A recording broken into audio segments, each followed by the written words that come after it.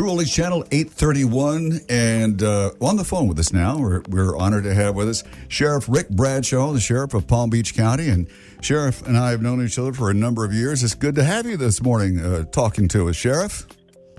Well, good morning, and thanks for having me on. I think that we got a lot of good information to let people know about. Well, yeah, I was going to ask you, given everything that's been going on with the virus and everything, and talk to me about some of the precautions and some of the things that you've done and been doing to keep us safe. And we'll reference it, I guess, in January with the start of the virus and all that craziness. Yeah, what I'd like to do is give you an idea of what's going on now and what we're going to be doing going forward with everything that's been going on, not only here but across the country. As soon as this COVID-19 hit, our office took immediate action. You got to remember, anytime the county commission puts a state of emergency in and it issues executive orders for people to do different things, it's the sheriff's office that's going to be the enforcement arm. So we really have done a great job. The men and women out there are fantastic. We've walked very softly through this. It's been an educational program. I think out of the whole time that we've been doing this, we've only had to issue some notice to appears to a minimum of 3 or 4 different businesses or people for not going by the rules. And we're trying to get ourselves to where we're healthy enough, as a county to start, phasing out and getting into the different phases. But that means people got to comply. But we launched several programs, not only for our frontline workers, nurses, and first responders, making sure that the seniors in our neighborhoods got enough to eat and deliver hot meals for them. We've got a lot of programs in place for essential needs to individuals that are in the communities that have lost their jobs. And we're doing an awful lot on the COVID front there to enforce the rules, but yet be educational and walk softly through it and just remind people that we got to work together to get through this. The other thing is, the hurricane came and went. Fortunately, we didn't have a big problem here. But again, in the midst of everything that's going on, the deputies were out there, were ready to go. The shelters were going to be where the social distancing was going to be enforced and screening to get everybody in there. But, having the hurricane on top of COVID, on top of handling the regular calls for service, the men and women have been very, very busy. And even interspersed in this whole thing, in the meantime, you had the problem that happened in Minneapolis. So we had some protests here on the local level. They went very smooth. We were able to make sure that the protesters had the ability to get their message out, yet maintain the rights of the citizens here to safely travel the roads and do what they need to do. So it's a balancing act. You want to make sure that they have their rights informed to everybody and get their message out, but yet maintain the rights of the people that have to go back and forth to work and get to emergency locations and those type of things. And early on, go ahead. Oh, no, I was going to ask you, Sheriff, during that protester time, we saw some very touching and moving photographs of PBSO people with the protesters. And I thought that was obviously you and all of the folks there at PBSO are very tuned in to the community, and so that was proof of it. So I just wanted to say accolades for that, because that went a long way towards the smoothness of all that. It did, and that's a testament to our community policing, initiative that we've had for several years. Again, you want to make sure that people have the right to peacefully protest. We had some issues up in West Palm where we went and assisted them, where some people got a little out of hand, and we made some arrests in that. But for the most part, everybody was peaceful. Everybody went by the rules.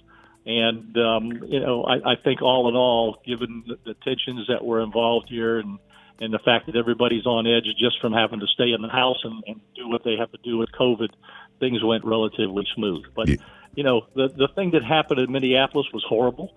Immediately I took the steps to make sure that we were in compliance what needed to happen. If you remember right, former President Obama gave a speech where he said there was 8 things that police departments have to do in order to comply and be where they need to be to serve the citizens and protect people's rights.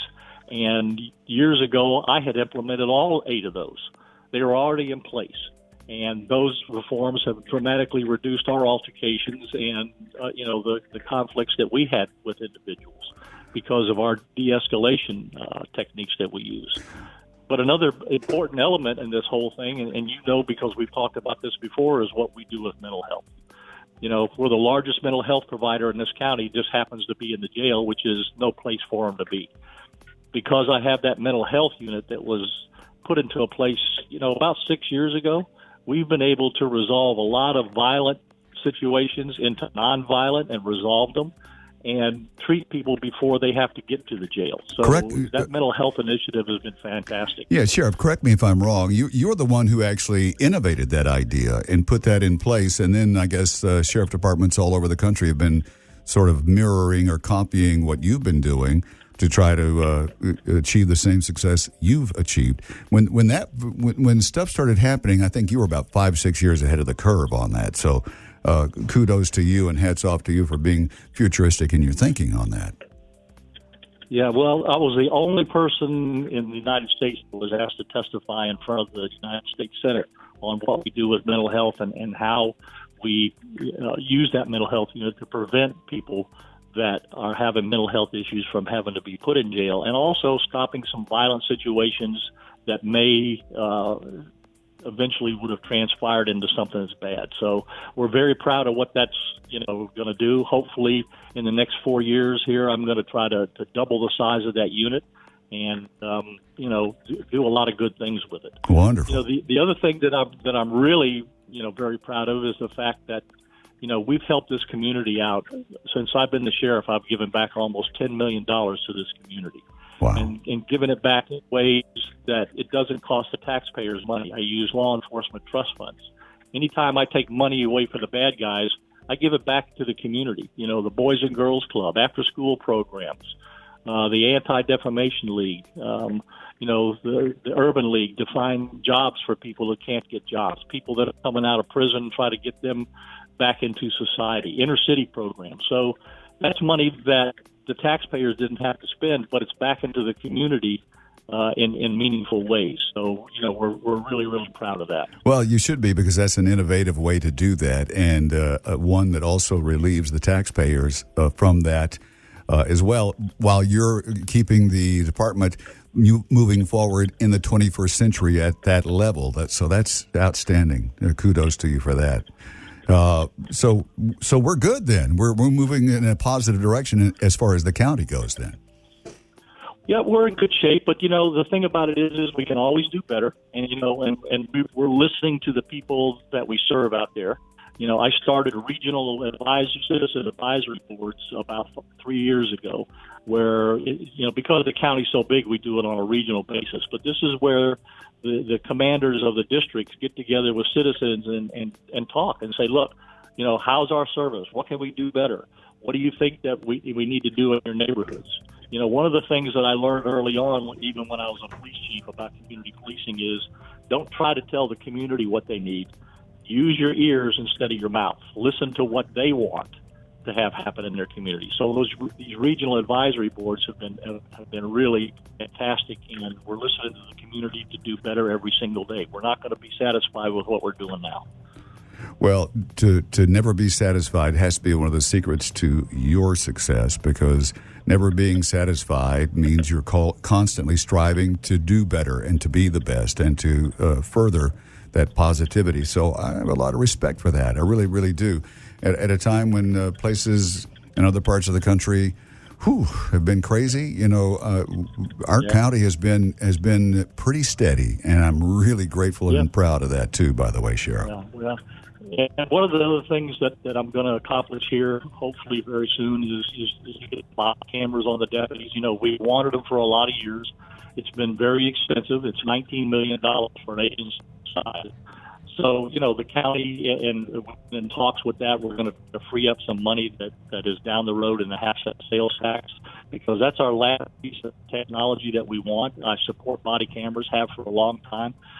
So I think it's going to happen. It's not a matter of if, it's just a matter of when. And that will give, I think, the community even a greater sense of confidence in what the deputies do, and a lot of visibility and transparency. Absolutely. Now, our phone transmission broke up a little bit. You said the body cameras cost $19 million. Is that correct? Yeah, and that's been the hold-up because, in the meantime, you've had the collapse that we had in 2008.